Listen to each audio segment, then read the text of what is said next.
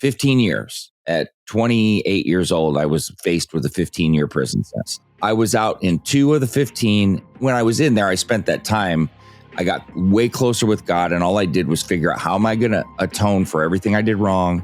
How am I going to fix the embarrassment that I caused my parents? Because I was raised so well and had so many expectations and just selfish. And that's what selfish behavior will get you, is what happened to me. This is the Home of Health Span podcast, where we profile health and wellness role models, sharing their stories and the tools, practices, and routines they use to live a lively life. Dylan, it is great to be here with you. I was actually with you in person, though we didn't get a chance to connect at the Eudaimonia Summit. But fortunately, we got connected by a mutual friend, Melanie Avalon, after. And here we are connecting again. I am so happy to be connecting with you live and to share your story with our listeners. But before we jump into that story and everything you do, how would you define yourself? Well, I am a lively health optimizer. I just try to increase longevity of life and wellness within everybody. Yeah, that's amazing and inspirational. And it's what I love that you added there is that second part. It's not just about yourself, right? Like, this can be seen and be implemented as a really selfish act and pursuit, but your mission is really to unlock it for others. And I'd love to hear from you to the extent you're willing to share kind of your journey. Because I mean, you were an athlete coming up, right? And you had your own journey into this. Can you talk about that? Yeah, absolutely. I'll get the details, but I'll still keep it as short as possible. But you know that there's something to it. So, and this is a story, as I've told many people, that I am never ashamed to tell, because it's a story of what life is. It's of perseverance. It's of great times. It's of some of the lowest of lowest, and how you really handle it and what you become from it, and if you take a lesson from it. So I was a 4-sport athlete in high school. Not that that really matters because it's high school, but just to give you a background. And although football was my best sport, I took basketball to college because that was what I loved the most, and was still able to play at a small Division III school. But I was injured multiple times. I broke my back 2 different times, and you break a couple vertebrae as a 6'1" white guy and you lose a step, chances are slim you're going to do well. You know, I need every little bit I can get. I'm not super tall, athletic, but not as athletic as others. So that kind of took me to a different path. And I was kind of lost at that time. And my mom had encouraged modeling and acting, and it wasn't something I really wanted to do, but I was at a crossroads. So I went to a IMTA competition in New York, it's like 40, 50,000 people, and I ended up placing 4th. And so immediately I got a contract and went to Milan to start fashion modeling. The problem is I was a complete different person at that time. I was a major selfish jerk. I mean, I was all about Dylan this, money this, what clothes can I get, what girls, what parties. And you start getting into that lifestyle, especially with the modeling lifestyle, where all we did all day was wake up, go to our agency, get a casting sheet, go do our auditions, go to the gym and go party. And that's just what the life was. And very unfulfilling, by the way. But, the stories sound great, but it's really not. So anyway, long story short, within that time, I can't keep up with the lifestyle. I mean, we're making potato chips for money at that time, unless you have a major campaign. Like, for instance, if somebody signed like an Armani campaign, they would get like $30,000, $40,000 on a contract. But the regular work, it barely got you by. It just, and by the time you're spending all your money partying and everything else, you're really not eating a lot, and you're just not. Half the time I was getting money sent from home, And so anyway, by the time I got home, I started to sell drugs on top of partying and doing drugs. And I'm trying to keep up with this lifestyle to be able to travel, go to auditions, do all of this. And in my understanding, there's not too many humans that have ever sold drugs and didn't get in trouble unless they stop right away. And so I was 27 when I got in trouble, and I got a 15-year prison sentence. And you can imagine, I drained my parents' bank account so that they could pay for an attorney for me. And they got me a deal where I still got convicted of the crimes, but I was put on probation. And if you screw up, they can give you your original sentence. Well, I told you I was a jerk, and I kept pushing it, and I screwed up 3 times. And then they said, you know what? You just don't get it. You just don't get it. Goodbye. 15 years. At 28 years old, I was faced with a 15-year prison sentence. I'm 42 years old right now, mind you. And so perfect behavior. I won't get into everything that happened in there because that's a whole nother story. But, on the 15-year sentence, I did 2 years. The laws here in Iowa are a lot different in terms of how they cut your time down, and for good behavior, mandatory this, do this. So I was out in 2 of the 15, and then I was supposed to have 5 years of parole. My parents lived in Hawaii, so I got sent to Hawaii. 1 year, perfect behavior, they let me go. So out of that 15, I really was blessed to only do 3. Now, when I was in there, I spent that time. I'm a spiritual guy, and mind you, everybody's not, and that's fine. I got way closer with God, and all I did was figure out, how am I going to atone for everything I did wrong? How am I going to fix the embarrassment that I caused my parents? Because I was raised so well and had so many expectations, and just selfish. And that's what selfish behavior will get you, is what happened to me. So at 30 years old, 12 years ago, I was starting from scratch in my parents' basement with nothing, some clothes, TV, crappy car that I bought when I got out, and I met my wife when I was in Maui, who was the polar opposite of me. Perfectly in line, never drank, never smoked, just a complete polar opposite, right? But exactly what I needed. And I had been praying, and I said, look, I'm not in any rush. I'm not trying to whatever, just the right person, bring her to me when you feel I'm ready. And I've been with her ever since. And from that moment, everything changed. And I started my own creation of myself at that time. And that persona was doing basically what you would call being an influencer before there was such a thing as an influencer. So 2011, I start making videos on steroids, SARMs, and peptides. Nobody was talking about any of these. Now, my goal was to encourage people to not use steroids, but I had accumulated such a knowledge base while I was, that first year when I got out, just sitting on the computer, reading, learning. And I was coaching athletes at that time already because of the bodybuilding forums, and I put the information out. So I was trying to encourage people to not use them, but at the same time, teach them how to use them safely. SARMs and peptides, nobody had heard of, and I got tapped into that market. So I was about, in terms of peptides with practitioners, I was about 7-8 years ahead of the curve. And, we can get into that too. But basically what I've done for the past 10 years is build myself up, get the bigger following, and get a bigger platform.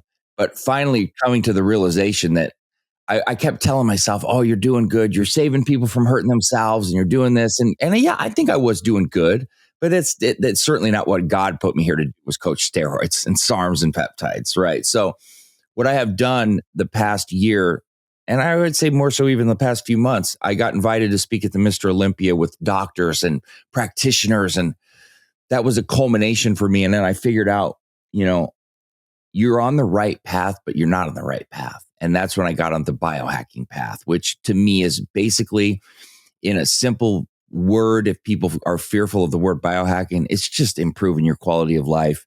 It's just finding yourself first, and then being able to fix your health daily. And biohacking is simply coming up with different methodologies and ways to stay healthy and to live longer and to be happier. And that's it. And so I love that. And before we jump into that, because I think it's a really interesting place, at least for me, to start in. You came up as an athlete, and then you talk about the selfishness through the modeling, through being a kid, right? Like, as you're younger, like, the world revolves around me. That's a pretty normal thing that people go through. But the inflection point, the turning point, you just talked about biohacking is about your health and optimizing daily, but there's this bridge in between those two gaps that, to me, I hear this purpose outside of yourself. And it was spiritually, like getting closer to God while you're inside. It's with your close relationships with the not just your parents, but then your now wife that you met when you came out. And then with the impact you have on others from the work that you do. And understanding that biohacking really is seen as that internal self-focused part, but for health span, to live with vitality, you really need that purpose. You really need that calling outside of yourself. And it's something that you found in different ways at different times and at different levels, the spiritual, the individual, and the personal, and then the broader purpose in a community level. And so I guess my question to you is, how now, seeing how that's played in, do you work to make that part of your daily habits or rituals or weekly habits or rituals, just seeing how much it's already done for you? I'm a very regimented person. I always have been. Doing time in prison will make you as regimented as you can possibly imagine, because every day is the same and all you've got in there is your routine. So mind you, I'm already very regimented. However, when you, just like this morning, it's freezing cold outside, man. Like, it's so cold. But if I don't get up and go outside and walk like I do every day, I'm already starting the day off bad. I'm just not feeling right. Now, mind you, when it starts to blizzard and snow, I'm probably going to get on my treadmill downstairs and open the window just so the sunlight comes in and maybe crack it open. But it's when you develop, okay, so you can develop any habit, right? You get into these bad habits, whether it's drinking, whether it's staying up too late, who knows, any bad habit you can think of. It's easy to get into that habit, but it's hard to break it. Same with the good habit. It may be a little bit harder to develop it, but when you break it, it's a mess. It's a mental mess. It throws you off. It can throw your attitude off. You don't feel right throughout the day, heavy, sluggish, maybe irritable. So for me, it's simple to keep it, because if I don't do it, I'm just not happy. I just don't feel right. Even when we're traveling now, we got a lot of traveling coming up, and I'm sure you travel a bit. We've already been thinking about ways like, okay, I've got this set up. This is how we're going to, kind of accommodate the situation. Look, if you want to do anything bad enough, you do it. You make a sacrifice. You get up a little bit earlier. You don't do one thing so that you can do another thing, right? So I think that it's easier than people make it out to be, but you just have to feel it and want to do it. And then when you don't have it, you realize, I'm missing something. Yeah, for sure. At the habit level, and I guess specifically to that social connection. So whether it is your time for prayer or that connection with God, or your time without external distractions with your family and loved ones, or that time and effort to develop the broader community that you're serving and engaging with, how do you deliberately think about that or carve out time for that, right? To your point of, hey, I don't have time for this. You're saying, oh yeah, you have the same 24 hours as Elon Musk. It's just you're saying I prioritize these other things. I'm giving time higher than this thing that I'm not going to give time. And you seem like someone who is thoughtful about that time on the social connection, just given what it's done in your life on that journey you've been on. Yeah, definitely. And so, for instance, like if there's a day when we're traveling, I have a routine in the morning where I get up before I go walk.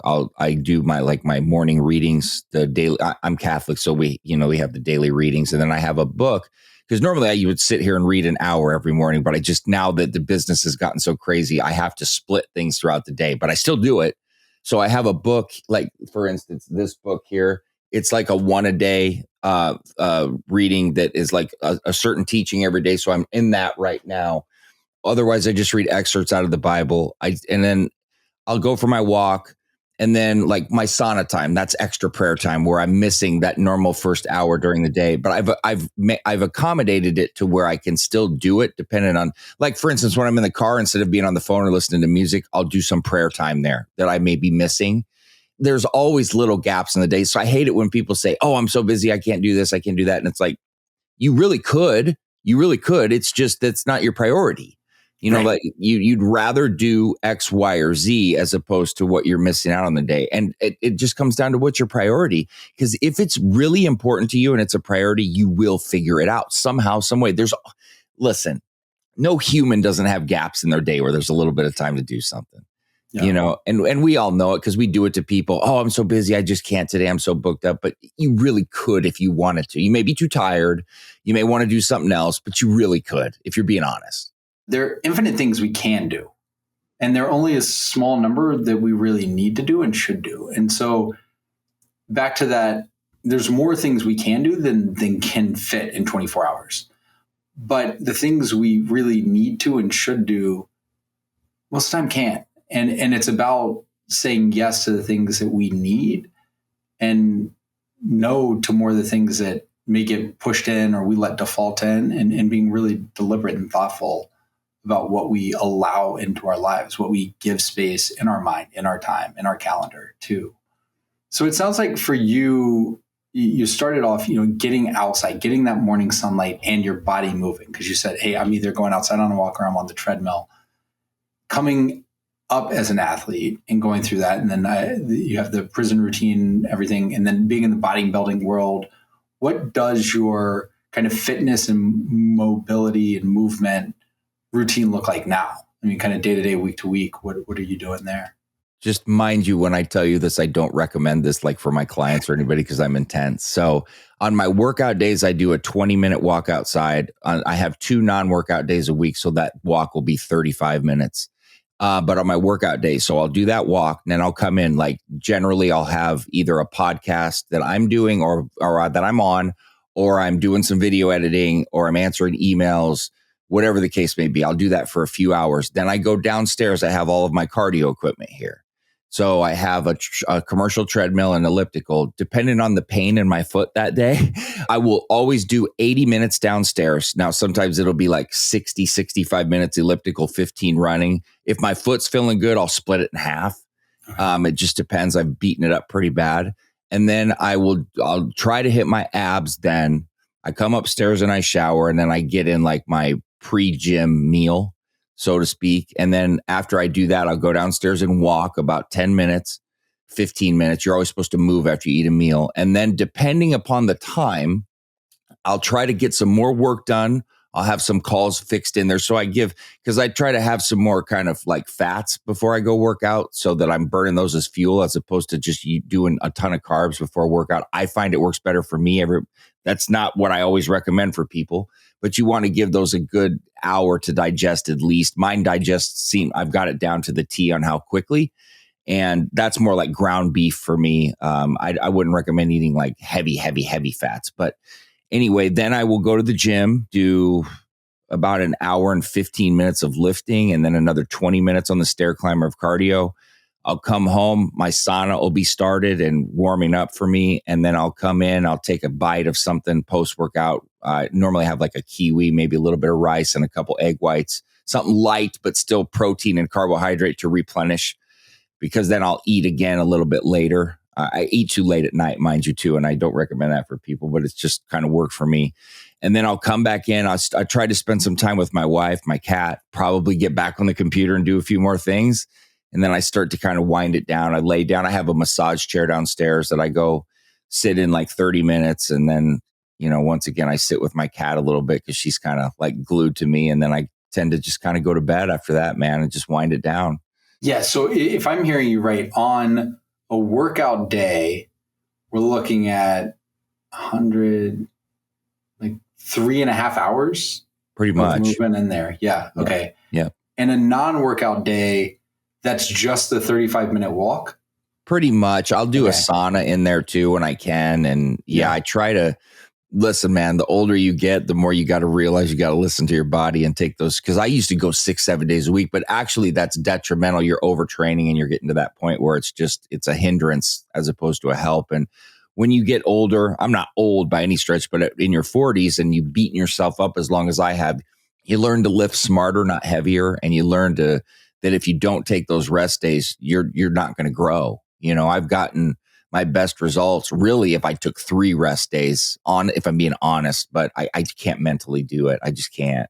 I do want to dig in on the rest because almost just selfishly, because I don't do rest days. I do 7 days a week. But so I want to learn from you on that. Before we do, so we talked about the cardio could be walking outside, could be the treadmill, could be elliptical. You're moving on that. At the gym, the stair climber, do you have like favorite weights or exercises that you go with there? Is it kettlebells? Is it barbells, free weights? Like, what are you doing? So Dr. Mike Israetel is one that I find extremely intelligent. Now, I've been a personal trainer certified for 15, 20 years, but there's always somebody you can learn some things from. And I've kind of adopted more of his philosophies, which are more eccentrical movements. It's not, you want heavy weights, but not too heavy. And you're more focused on the quality of the lift, the eccentric movement, trying to get 12, 13 reps in there till close to failure. But I switch it up. So I do 2 body parts per day. I will tell you this, and another thing I don't recommend is I don't train legs because of all the cardio I do. And my legs are massive, but I'm training them 5 days a week with all the walking, the running, the stair climbing. If you add it up and I was to train legs, I would completely overtrain them. Now, I do recommend for most of my clients a separate leg day. So what I do is, so I change my splits every 6 weeks. So you have to shock your body. You can't be doing the same body parts and the same exercises. So right now, my split is Mondays, I'm doing shoulders, traps, and back. On Tuesdays, I'm doing chest and biceps. Wednesdays, I'm doing back and tris. Thursdays, shoulders and traps. And then Fridays, we're going to chest, bis, and tris. So I have that split through. And I tend to do about 4 exercises per body part. And then I try to get my sets in that 12 to 15 range. And I'm always cognizant of muscular endurance. So I'm not taking long breaks in between sets unless it's really heavy. So what kind of break are you taking? 45 seconds to a minute tops. Okay. Unless I'm searching for a song or something and it goes about a minute and a half, but that's about what I do. If you're lifting really heavy, you're going to be more in that like 2 to 3 minute range, maybe even 4, like a heavy bench press or something, to that extent. And everybody's goals are a little bit different. I'm training for hypertrophy, so I'm trying to gain as much lean muscle as I can, but not trying to be like bulked out of my mind.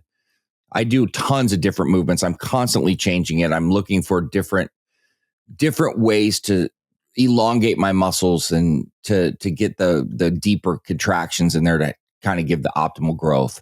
Do you do any mobility specific work, soft tissue type work, or is it all really around the hypertrophy?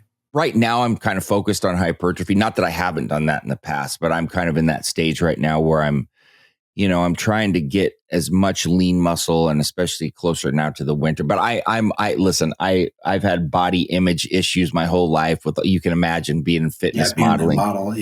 So I'm always trying to stay as cut as I can while still adding as much size as I can. So there's a lot of tricks, with diet and training that you got to do together and that's why all the cardio, plus I love cardio, Yeah.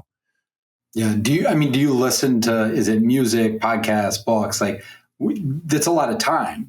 Right, you're thinking 3.5 hours. Are you headphones on? You're engaging with people around you. Like, what is that time spent doing other than you talked about? You could have prayer in the sauna. Are you kind of multitasking too when you're working out?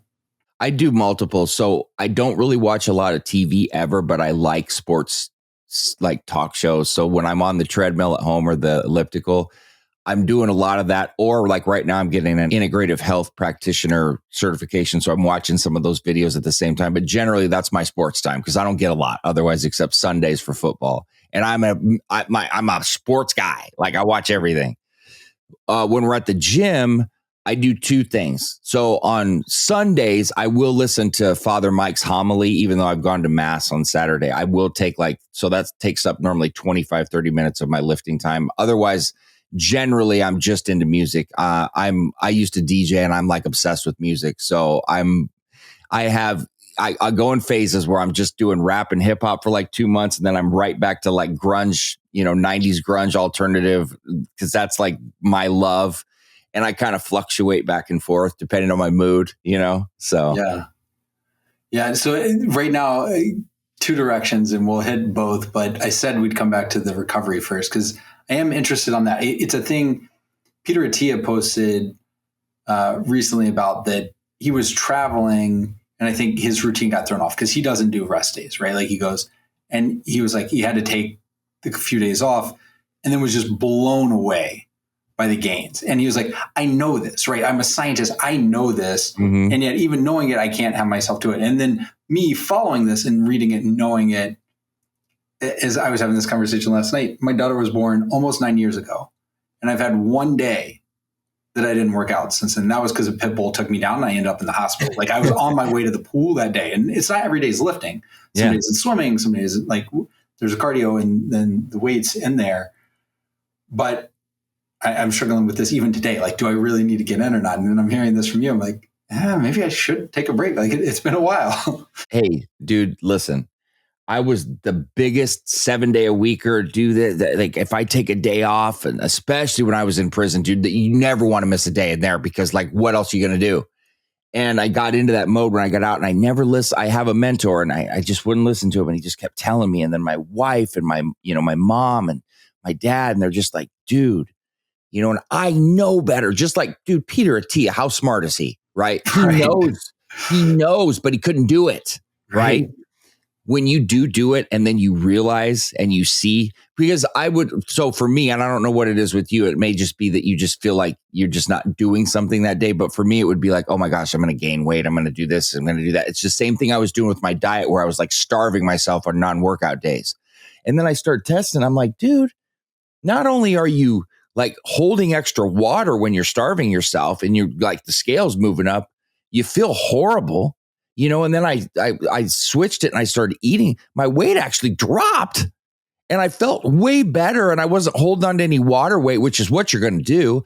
And when you start training 7 days a week, go check your C-reactive protein or blood marker, your inflammation. Oh yeah. No, yeah.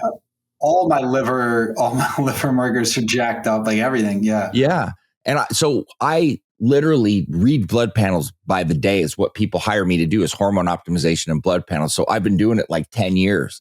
So I see everything and I know immediately when someone's got issues, what they're doing and why. So when you're overtraining, you're going to see kidney values, you're going to see liver values, you're going to see inflammation, like a ton. And once you get into your 40s and start doing that with that overtraining, what you're going to notice is you're going to be very susceptible to injury. Very.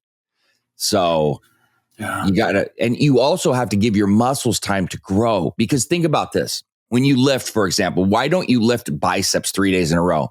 Because you're constantly tearing down the same muscle fiber. It's never repairing. It's never growing. It's tear. Now you got to tear to let it rebuild and grow. Sure. But that's why you wait 48 to 72 hours in between. That's why you don't train abs every day, because abs are muscles. Like, you know what I mean? Yeah. And so on those non-lift days, I mean, you're still getting that 35-minute walk in. Do you do any extra stretching, anything? Or is it like, hey, that's my mobility for the day? Like this is the amount of movement in my body, or do you do something else to get a little bit more movement? Like you said, after a meal, like you do some walking and stuff. Yeah, definitely. I guess I kind of left that. Anytime you eat a meal, you want to go walk at least 10 minutes. And that some of the brightest experts have brought that up. And me and my wife, actually my wife brought it to my attention, and we started doing it, and it makes a difference. It makes a big difference on how you digest your food, how well you feel after. I'm not saying go run and do something crazy, brisk walk, and get out and do it. Sometimes she'll just stand there and walk in place if we're doing something and we're not, anywhere you could actually go. But yeah, on the non-workout days, I try to that's a time to get like some mental clarity too. Stretching is great. Now that would be a good thing to do, but you're not just letting your body rest, you're letting your mind rest too. And I never wrapped my head around that because I was too young and I knew everything back then. So, when you understand and you start to get more in touch with your mind and understand that plays such a big role in your everyday life and your health, you have to have that rest time for your mental side too. And it contributes to everything. Dylan, I needed this so much today. Like this conversation is so timely just for me. Hopefully, as others listen to this, they're feeling the same way. Yes. Think about this too. When you overtrain, this is secondary. You can have a raise in cortisol because you don't realize the extra amount of stress that you're putting on yourself mentally too. And you can mentally stress in a multitude of ways. Oh my gosh, I got to get this in today, and you're rushed and it should be a day off, or, any kind of extra added stress can rise that cortisol, which can then in turn inhibit muscle gain. It can do a lot of negative things too. There's a lot of reasons to not overtrain. What about the sleep side of it? So you got to it. That's kind of where we ended the day routine. But there's some people that say, hey, my day starts with my night, and it's really that's when you're building the muscle. That's when you're building memories. And that's when you're learning. It's your brain's flushing and cleaning, your body's repairing and cleaning. How do you think about your sleep routine and what that looks like for you? Unfortunately, my sleep routine is not good. It's not. And it's one thing. We're building a new house in Arizona, and as soon as, especially at that point, I have to make it a point to stop overbooking myself, getting to the gym too late, doing everything too late, putting so much pressure on myself, because then my sleep's just not good. And that's what oftentimes it's best if you can go to sleep before midnight. You'll always hear that, and that you get better sleep then. You're in a better circadian rhythm. My circadian rhythm is so messed up right now because of the traveling and then the amount of stuff I've undertaken. If I get 6 hours of sleep, I'm feeling very blessed, and you should be getting 7 to 8 at least. And it should be nice and consistent. When I sleep 7 or 8 hours, I almost feel hungover because it doesn't feel right. Yeah. And your body is just like, but you need that. What I'm doing right now is not good. It's the one area I'm really lacking in right now. And for those 6 that you're doing and getting, do you do anything to increase the quality? Do you have any, I do a sleep mask or the temperature or anything around the sleep itself to just try to optimize what you're getting? Yeah, I just got an Apollo Neuro in the mail. I got on the charger. I saw you had it on. It's on the charger right now. It just came yesterday. So I got to learn how to do that. And I'm hoping that's going to help me. I really am. Yeah. So for you and for anyone listening on this, I will say, because it'll tell you hey, you got an extra 24 minutes of sleep last night, whatever. So one is I pay for, and I think I would suggest getting the Smart Vibes. It's like an extra $100 a year, but it'll sense as you're waking up and give you the vibration on it. And then 2, I didn't learn this until Melanie recently had the founder on her podcast and heard him talk about it. But at nighttime, actually wearing it on the ankle, it's a little less disruptive. And so that's been a game changer for me. And I found my sleep has improved. That's cool. There it is. Yeah, there you go. I got Dr. David coming on in like 2 weeks, I think, on my podcast or something. So I just want to learn how to utilize this property. I'm definitely wearing it on my ankle throughout. Do you wear yours all day, or do you take it off, or how do you do yours? I wear it all day other than if I'm swimming or go to the gym. And then that's when I charge it, because the charger only really lasts for a day. And so I need to charge it every day. And so that's a good time. It's pretty bulky, so it's not great to have at the gym. It's not waterproof, so I definitely can't have it when I swim and hop in the shower and stuff. So that's my charging time. And the rest of the time, I typically am wearing it. Yeah. Yeah. I'm hoping that that's going to be the thing that helps me right now, because I don't like to take too many sleep supplements and sleep aids. And I just don't like to do that at all. I really don't. There's some that are beneficial, but I want just natural sleep, the best that I can get it, Yeah. And I mean, I think you're probably aware. The biggest thing is, back to Matthew Walker, the quantity, quality, regularity, and timing. Yep. And so if you could just get, I think if I was going to pick one on sleep, it's have a consistent bedtime and wake time. Yep. And because so many of us have social jet lag, we have one for the week and a different one for the weekend, and you're just constantly kind of shifting your schedule, which your body's dealing with jet lag constantly. Whereas if you could just have this consistent sleep and wake time, with an exception every now and then, hey, friends are in town, we're going to go do a late dinner, et cetera. Live life. But most of the time, trying to keep it in that window, I think then your body, you talk about now when you get that 7 or 8, you almost feel hungover because your body doesn't know what to do with it. Mm-hmm. Whereas if it knows, it's similar eat times, right? Like when your body, before you start eating, because it knows the time you normally are, it starts secreting the stomach acids. Like your body gets used to a clock. And if you're constantly shifting the clock, it has a hard time.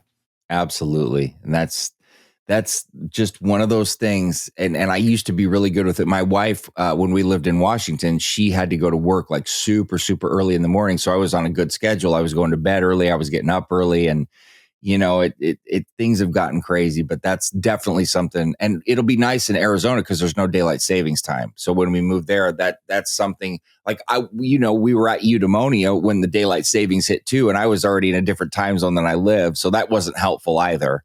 So I don't think people realize how significant that is on your circadian rhythm and what it causes. And I wish that lawmakers would actually do some understanding on why this is so unnecessary, but that's a different topic for another day. It comes up every year. Like, here are the tens of billions of dollars it's costing our economy to have this thing, and every year we don't do anything about it. I just don't get it, but there's a lot I don't get. And like I said, that's a totally different conversation. That is a very different conversation. Yeah. It's like, wait, hey, we agree on 80% of things, and yet we can't get those things done. I'm really confused. Like, why are we arguing about this 20% instead of at least getting this started on these we agree on?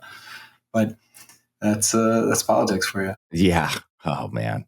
So yeah, the sleep, I mean, it's certainly an aspirational one for you. You recognize the importance, and you have a new tool with the Apollo Neuro. Excited to see how that plays out. But otherwise, like, you don't do the cooling bed or eye mask or earplugs or like other kind of tips and tricks for. No, I found a couple people that I've interviewed recently, and I saw them posting about like a weighted mask, and I'm looking at getting.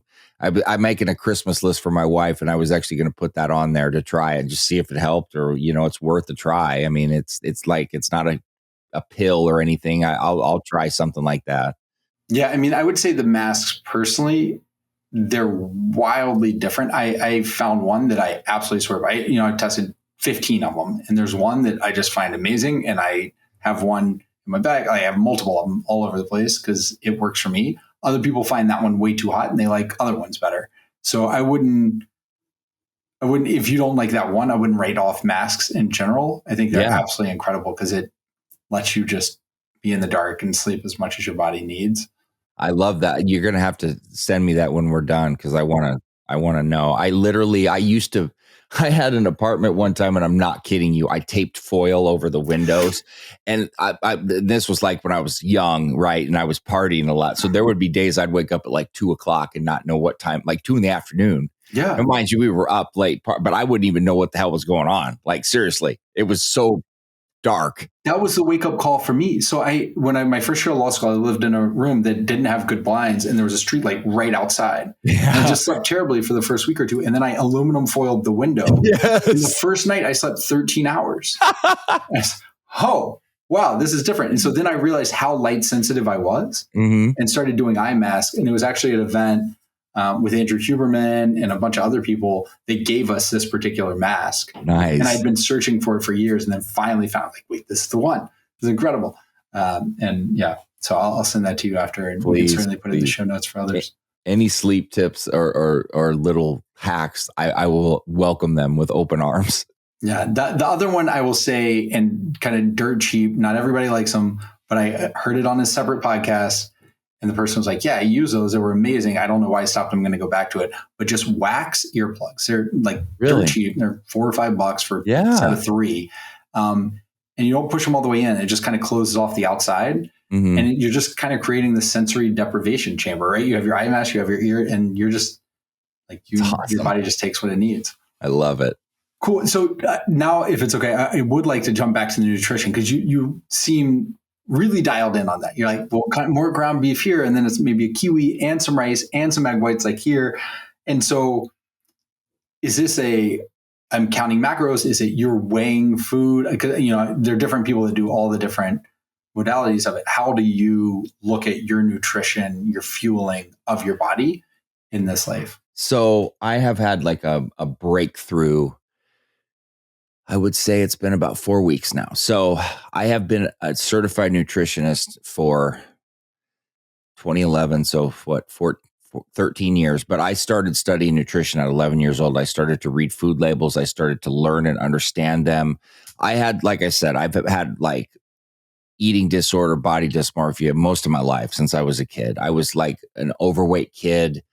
Even though I was playing all these sports, and then all of a sudden in 8th grade, I went from 5'8" to 6'1", lost like 30 pounds, and have like been the same ever since. Right. But there was that long period of time where, I mean, I would, and I'll just say it, like I would stand in front of the mirror and cry, like, and think that there was no way out. Like, how am I ever going to fix this? And God bless my mom, because she did everything for me and literally was like a perfect parent, but she fed me whatever the hell I wanted. So, I mean, every day after school, I got McDonald's or Burger King. Like, you know what I mean? Just bad stuff. Even though at the time, I think she just wanted to do what I wanted.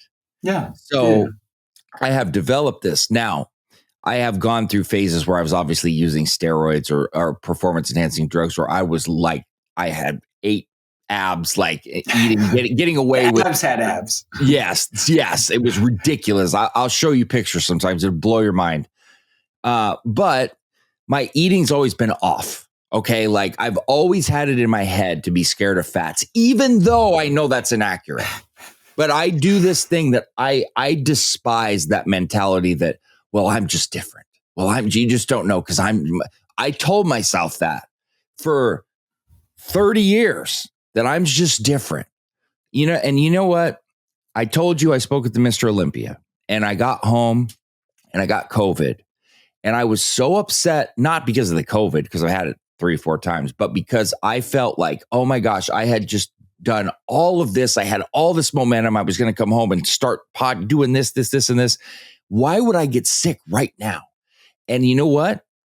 Instead of pouting and moping, I did what I said that I had been praying for trust for like a year, because that was one of the things throughout when I really put God first, like a year and a half ago, when I really took that step of changing everything. I just didn't have the trust. And when I say I didn't have the trust, it's belief and trust are different. Belief is one thing. Trust is that when something's going on, you have to trust that there's a reason, right? It's not a lack of belief. It's not a lack of faith. It's a lack of trust. And I just didn't have it. And I don't know what happened. There's no answer for certain things when God works. I prayed and that trust hit me. And I said, you know what, Dylan, stop feeling sorry for yourself. Stop this, stop that. There's got to be a reason. And the reason was twofold. One, I took the time to read and figure out like that I belonged in the biohacking space. But 2, I figured out my diet finally. And how? I'm not entirely sure. It was through talking to different people I met. It was through listening. And I went in the kitchen one day because, mind you, my wife's been dealing with me eating 14 servings of vegetables and 3-4 egg whites and oats and nothing else every day for like 15 years, just starving myself and not understanding why I'm irritable and can't focus in this. And I told her, I said, you know what? Cut me an avocado today. We're going to go get some ground beef. I'm going to be having, instead of 1,500 calories a day, we're bumping it to 25. I just went in there and told her this, and she's just looking at me like, what the hell happened to my husband? And I am not lying to you. Ever since I've done this, my clarity, my brain fog, my amount of being ripped to shreds, the way I feel, it's just on a whole nother level. Now you have to understand how your body's utilizing fat, carbs, and proteins. And you start, instead of me taking the science and turning it around that, oh, I'm different. I took the science and I said, okay, you're doing this much working out. Your body's ripping through the fat. I mean, it's because your carbs are just gone like this, because I don't eat a lot of carbs anyway. So those are they're way out the window. So your body's going right to the fat. I do, like what I'm drinking right here is my coffee that I brew, but it's got SCT oil in it, not MCT oil, SCT, which is short chain triglyceride. MCT is medium chain. When you go with the short, this is just ripping through your body, and your metabolism's going boom, boom, boom, boom, boom. It's putting out CLA. And then I'm doing that.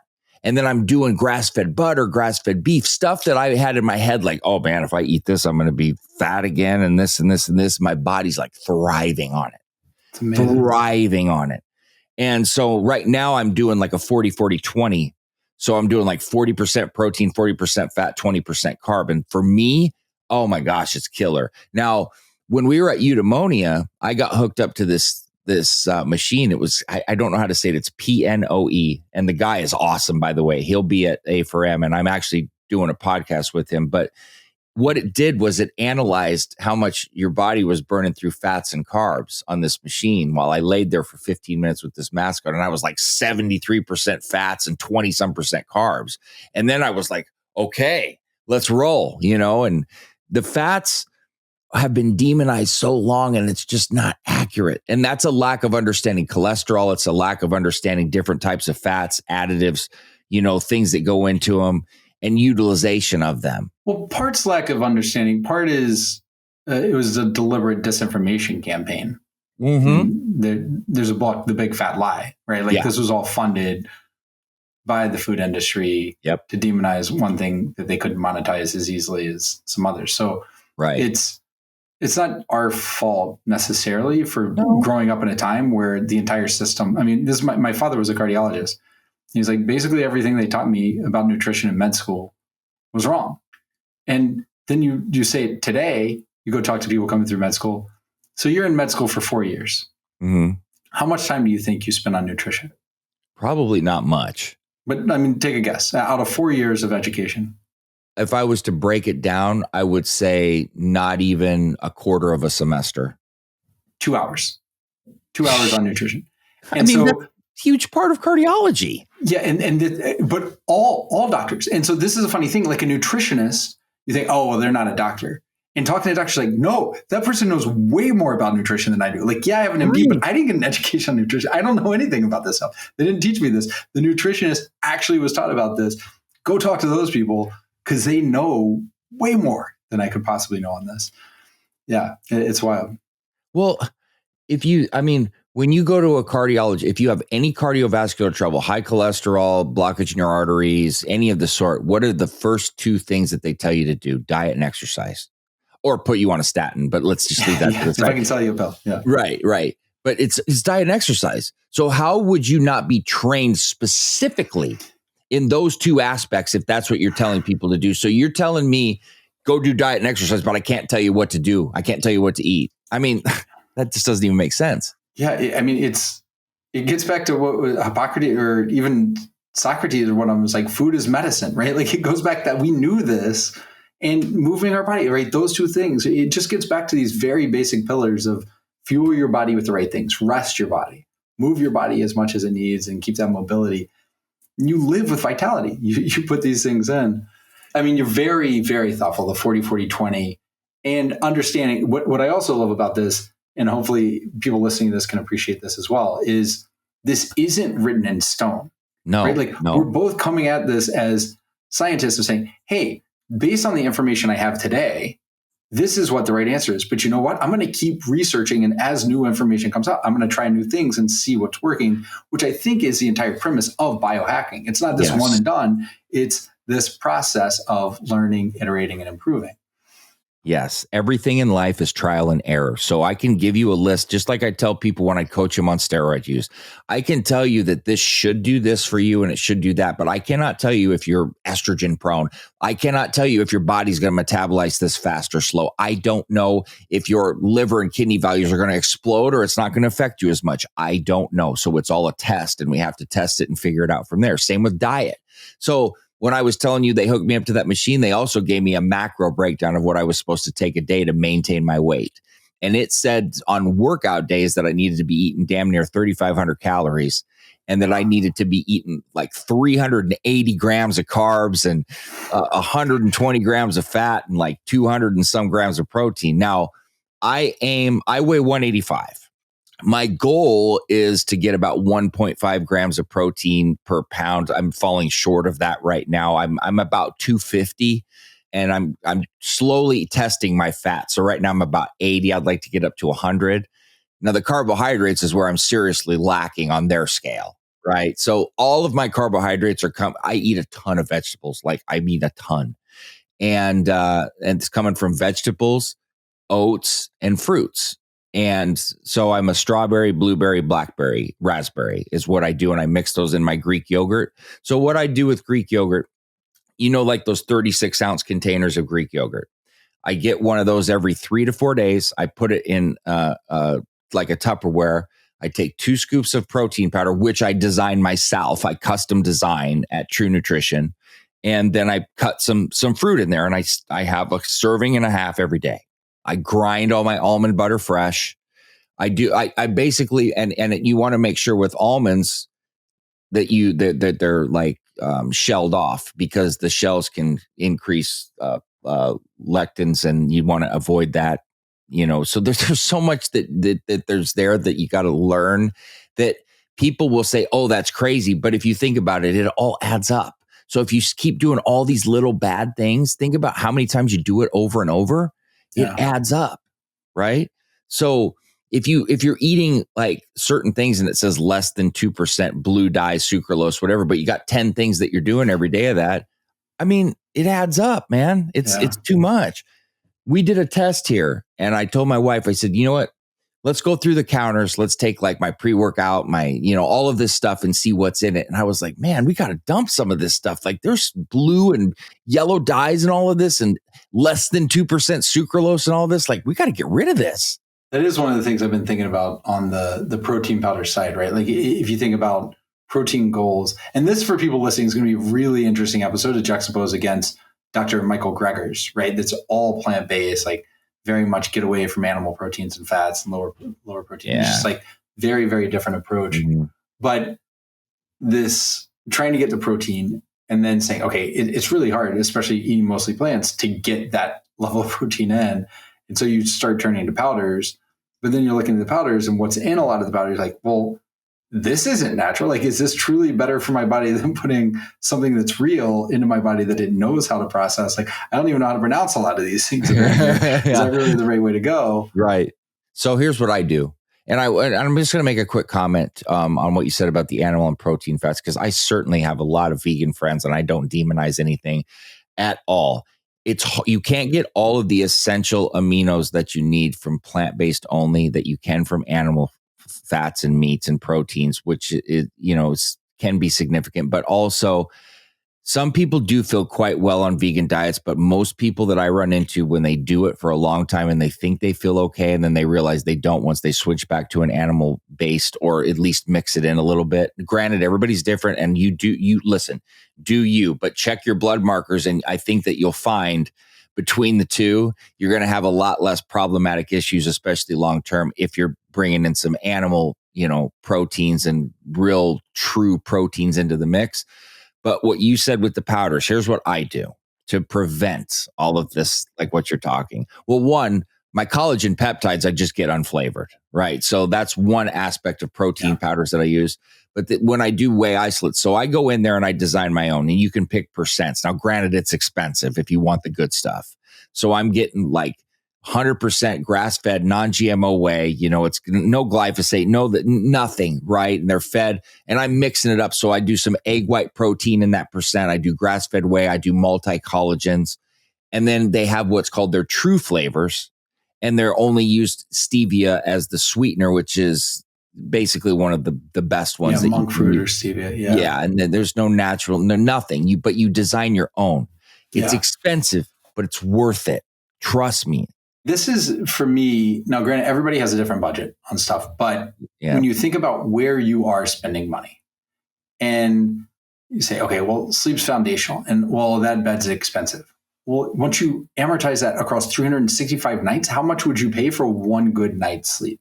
Thank you. And when you think about the half-life of certain, like the glyphosates, the other thing you're talking about, how much would you pay to get another healthy year of your life?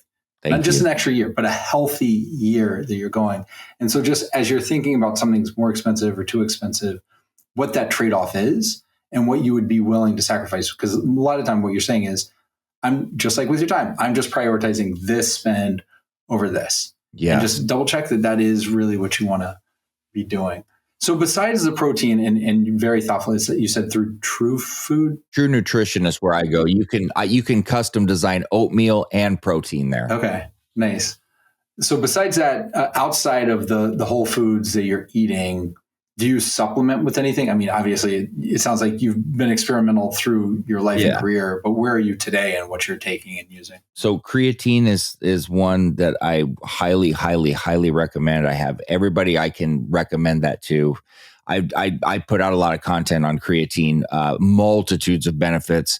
Menopausal women, for example, it can help with their moods and their cognitive functioning. It helps with bone density, which you start to get more brittle bones, men and women, as you get older. But people that need to understand that the water weight that you get there is muscle cell volumization. It's shuttling water to your muscles. You're not going to bloat. You're not going to do that unless you're doing that loading phase nonsense that you don't need to do and blasting 20 grams of creatine the first 2 weeks, which you do not need to do at all. I can guarantee you don't need to do that. But that is one. Glutamine is another. Glutamine actually, beyond the recovery aspect of it, it can help with any sort of gut issues, leaky gut problems. Glutamine is huge. And these are I hate to say they're so cheap. They're cheap additives.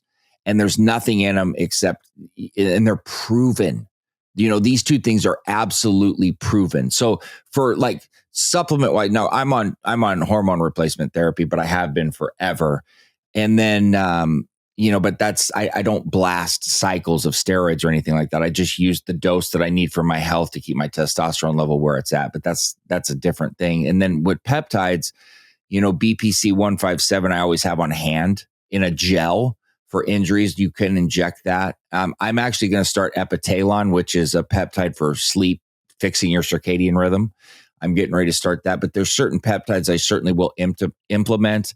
Ipamorelin is one. But I don't run cycles or anything like that of the sort. But natural supplements, creatine, glutamine, absolutely key. Now, for me, because I have some plaque in my arteries that I found, and that was with a genetic condition, that LP(a) score that I found doing a calcium score, because mind you, why would somebody like myself have plaque in their arteries? Well, and that's why I study cardiology so much and work with some of the best cardiologists in the world. And I've made it a point the past year and a half to learn as much as I can about the true facts on cholesterol and cardiology. So vitamin D3, while you need that, if you take too much, that's increasing calcium, which if you have calcified arteries can be a major issue. So you need to take the right amount. And then K1 and K2 are important because those help to, I hate when people say you can't reverse plaque. You can get plaque out of your arteries. Those will help get plaque out of your arteries. So I recommend those, in your regimen. Vitamin C is important because it gets rid of bacteria. Well, the bacteria that gets inside of you can build plaque in your arteries, and cause a slew of other problems. But you also don't want to misuse these. You start taking too much, they're detrimental, right? So these are important ones. Magnesium's a huge important one. A lot of people talk about that. But I want to make a point to point out all your electrolytes. Magnesium gets all the love. But I'm talking about potassium. I'm talking about sodium. I'm talking about chloride. You got to monitor these levels because if those throw off, you can have like heart palpitations. You can be drained. You can have a lot of problems if those are thrown off. So I personally, because I sweat so much, I have an electrolyte mix on hand. It doesn't have sugar or any BS in it or anything like that. But that's something to think about because those get thrown off very easily. And something simple like drinking enough water with your creatine, for example. But these are staples like that I have personally that I would really recommend. Colostrum is another one that I recommend in the arsenal. Yeah. And you've brought up a couple times, like you're monitoring blood work, et cetera. What sort of tracking and monitoring do you have? Do you have any wearables that you're tracking? Recovery rate, sleep, anything like that, plus the blood work, and kind of what's your system on the frequency of blood tests? You know what? I used to wear an Apple Watch, and I don't want to scare people, but I think I wore it too tight, and I started to develop wrist issues, and I'm not comfortable with the sensors myself. I could be completely wrong, but I have it in my head that's not the best thing. So that's why I'm kind of hoping the Apollo will be good for me on tracking. I'm very good with plugging in weight and management in terms of when I'm on the treadmill, the elliptical, and monitoring that way. And I have so the app that I use here, one of my close friends just gave it to me. I'll tell you what I use now for tracking. It's called Cal AI, and it's like an Apple tracker. And I can go and type all my fitness in that I've done for the day. You can go take a picture of your meal. Like if you put a plate of whatever down, it'll analyze it and try to tell you what's in it. Or you can just go, so some of the food labels weren't showing up. So I walk up to my custom protein mix, take a picture of it, plugs it right in. It's sweet. Yeah. And I'm just doing that just to keep an eye on things and see how I'm metabolizing and if I'm hitting, on certain days, and it's nice and handy. But in terms I liked the Apple Watch, but I also found it detrimental to me too, because I have so many notifications. Well, that's why I do stuff with no screens. I was like, I don't need more interruptions in my life. I don't need more ways for people to get into my head in my day, right? Mm-hmm. I want to own my life in my day. So that, for me, the no face on a Whoop is a value add. It's a feature, not a shortcoming for me. What is that you use? This is a Whoop. Oh, okay. So, you have some that like the Aura or something that go more the Ring side, or Whoop or Garmin more on the wrist side. Mm. So I'm a fan of the first 100 customers they had. One was LeBron James and the other was Michael Phelps, 2 of the first 100 really paying customer. Yeah. So it's used, Cristiano Ronaldo, like all the top athletes. Do you like it? I'm a fan. Yeah. I'm a big fan. Yeah. I'm going to check that out too. This has been so good. I think I am literally changing my approach based on this conversation today. I think it was really kind of the kick in the pants I needed, especially on that rest and recovery side, to hear it from you. So I appreciate this. That makes my day, man. Yeah, I love it. Absolutely. I love this. Anytime I can at least give out what I know. I don't know everything. I never claim to, but I think that with the experience I've had that it can be of value to people. And I love doing this. I absolutely do. It's clear it is a labor of love. And I think we're all the beneficiaries of that. I will say for people listening, it can seem overwhelming, right? Like, oh, wait, there's this long list of things to take. And wow, this amount of time in the gym and this thoughtful on the nutrition. For somebody who may be way earlier in their health journey, maybe they're even older than us, but they haven't taken it seriously, but they're saying, hey, now I want to. And to prevent them saying, it's just overwhelming, I'm not going to do anything. Where would be the place you suggest they start? Saying, hey, you don't have to do everything today. Just start here and start getting some momentum, and then you can worry about the next thing. I always start with diet, always, and educating yourself. Look, you can't have a 10-cent diet and $1 million workout program and get anywhere. You just can't. So learning about nutrition, you don't have to flood yourself and get confused, but just taking some time to try to read and understand some basic, things with your food, and then trying to get consistent with it. Discipline and consistency with your diet will then in turn lead you to discipline and consistency in all other aspects of your life, because the diet is the hardest part to stay consistent with. So if you can wrap your head around that first, the working out part is very important, but I would say to spend the majority of your focus learning diet first, and then letting that lead you into getting a better workout ethic. I'm not saying just don't work out. I'm saying learn as much as you can on diet first, then start to learn as much as you can on training while you're still training and learning a little bit, and ease yourself into it slowly. And then I'm a business and finance major, so I'm big on numbers. And so if you're saying, oh, I can't afford this, I can't afford that, but you probably can, because there's certain things that you can cut out. There's always corners that you can cut, but you have to sit down and look at numbers. You can't just make assumptions, because you'll be shocked. It's just like plugging in your calories into an app. You'd be shocked once you see it. You put this in your head, but until you see it on paper, you don't understand, right? So start with your diet, learn it, implement it, and then move forward. But take it one step at a time. This is a marathon. It's not a sprint. It will not happen overnight. It doesn't for anybody. It doesn't for steroid users. It doesn't for people that have a lot of money. That's not how it works. You cannot cheat this. You can't. And I love that, in that you don't need a bunch of external molecules, right? Like, it's just the baseline. Let's start at the basics, just at the grocery store, learning. And if you can go with a mindset of abundance rather than, hey, here are all the things I'm not allowed, versus, wow, I'm going to go explore some new healthy things to find what I like. And wow, my body feels so much better. I'm doing this with a friend right now, and she's like, I kind of hate it, but this tastes so good to me now. I crave this now. I feel so much better now. When I go to the things that I used to think are my comfort food, I feel terrible the whole day. Like, I don't want that stuff anymore. Right. And it transforms your life. It transforms your mentality. It transforms how you show up with the people around you. So that's right. It's true, man. I am so grateful for the work you do. I'm grateful for you. I'm grateful to connect with you. And thank you for coming on the show. It's been an absolute pleasure, Dylan. Absolutely, man. I love talking to you. I love your attitude. I love your mentality. You're exactly the kind of person that we need to, because you'll reach people because you'll resonate with them with your delivery. So I appreciate it too. And I'm happy to, anytime you need me or want me to help in any way, another topic, you can always reach out and let me know. Thank you so much. Thank you for joining us on today's episode of the Home of Healthspan podcast. And remember, you can always find the products, practices, and routines mentioned by today's guests, as well as many other Healthspan role models on alively.com. Enjoy a lively day.